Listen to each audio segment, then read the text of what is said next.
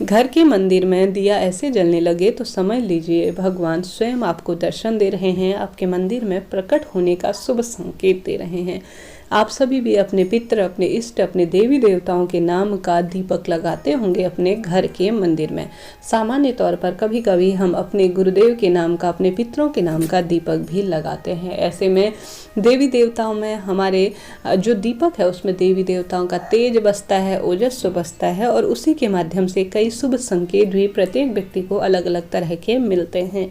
ज्योत जो है हमारी पूजा पाठ का माध्यम होता है। सबसे पहले किसी भी पूजा पाठ में दीपक प्रज्वलित किया जाता है।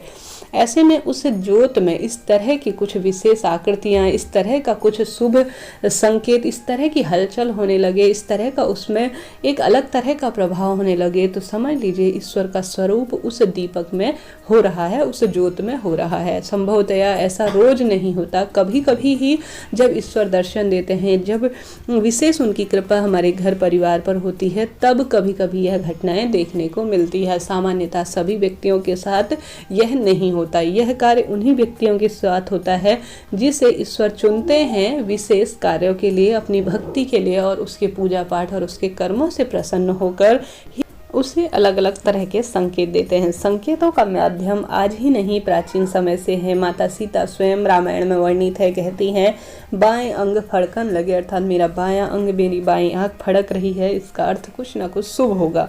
तो इसी के आधार पर कई तरह के शुभ संयोग, शुभ संकेत आज से नहीं, यह शास्त्र प्रमाण से मिलते हैं। ऐसे में दीपक जो है पूर्ण रूप से आप बहुत अच्छे से दीपक लगा रहे हैं, कहीं से कोई पंखे की आवाज़ नहीं है, कहने का अर्थ है कोई पंखा नहीं चल रहा है, नहीं कहीं से कोई हवा है, न कुछ इस तरह का आवरण है, और जो दीपक है वह बहुत अच्छी तरह से लंबी लौ उसकी जल रही है और वह लहरा रही है, अर्थात हिल रही है। तो समझ लीजिए देवी देवता के अंश, देवी देवता के वास और देवी देवता उसमें प्रकट हो रहे हैं, संकेत दे रहे हैं कि उसमें कहीं ना कहीं हमेशा यह नहीं होगा कि आवरण में कोई हवा नहीं है, आसपास कोई हवा नहीं है और नहीं जो पंखा चल रहा है इत्यादि कार्य हो रहे हैं, परंतु दीपक बहुत अच्छा लहरा रहा है, बहुत अच्छी तरह से वह बहुत अधिक ऊंचा ना होते हुए सामान्य सरल तरीके से बहुत अच्छी लौ के साथ जल रहा है। तो समझ लीजिए देवी देवता उस आकृति के माध्यम से उस दीपक में जो है प्रकट हो चुके हैं, आपको कहीं ना कहीं वह दर्शन दे रहे हैं। इसके साथ ही यह संकेत होता है कि दीपक की जो ज्योत होती है उसमें अलग अलग तरह की आकृतियां बनती हैं। इन आकृतियों को फूल कहा जाता है, जिसे दीपक में फूल, दिए में फूल, ज्योत में फूल के माध्यम से दर्शाया जाता है।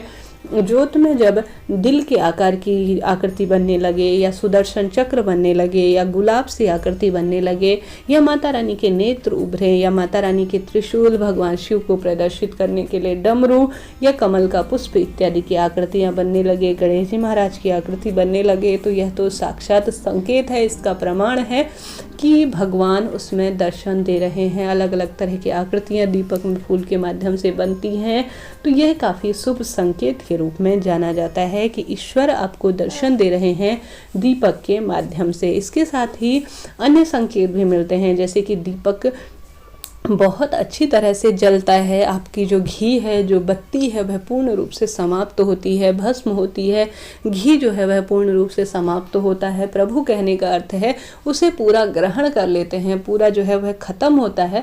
तो कहीं ना कहीं यह भी एक शुभ संकेत के रूप में होता है कि ईश्वर को आपकी पूजा पाठ मान्य हुई है, दुखों का अंत होगा और मनोकामना पूर्ण के लिए यह बहुत सहायक माना जाता है।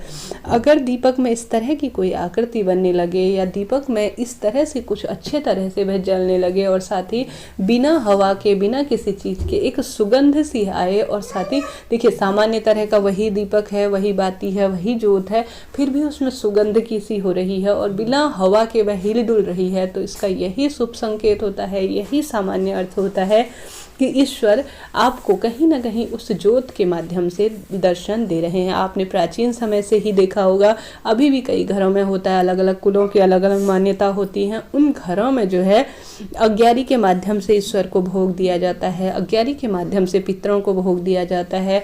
तो ऐसे में अग्नि जो है ग्रहण करती है भोजन के रूप में। अग्नि में देवी देवताओं का तेज बसता है, स्वरूप बसता है। हवन कुंड इत्यादि की अग्नि हो या देवी देवता या पितरों के नाम की कोई भी अग्नि हो, सबसे बड़े इस भूतत्व में अग्नि तत्व, वायु तत्व और जल तत्व को महत्वता दी गई है। उसमें से अग्नि सबसे महत्वपूर्ण मानी जाती है। तो वही दीपक के रूप में है।